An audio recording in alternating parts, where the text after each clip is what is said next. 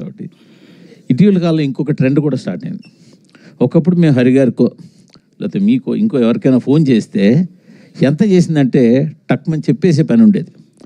గత 2 సంవత్సరాలుగా చెప్పడం కూడా మీకు తాళం వేసి నెంబర్లు చెప్పకుండా అలాంటి పరిస్థితి ఒకటి స్టార్ట్ అయింది ఇండస్ట్రీలో. అవునంటారు కాదండి? డెఫినెట్గా అండి.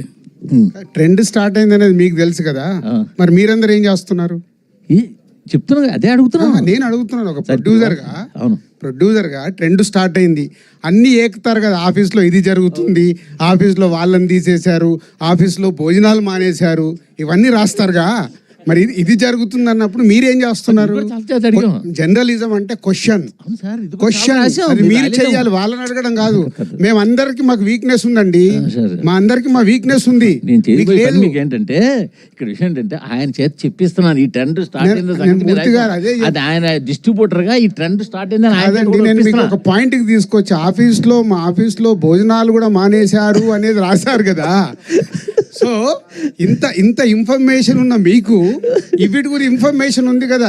జర్నలిజం దాంట్లో నుంచి మీరు రాయాలి. మార్పు మీ దగ్గర రావాలి. ఏమండి, మార్పు మీ దగ్గర నుంచి వచ్చినప్పుడే స్వామి ఒకసారి ఆయనకి ఇవ్వండి.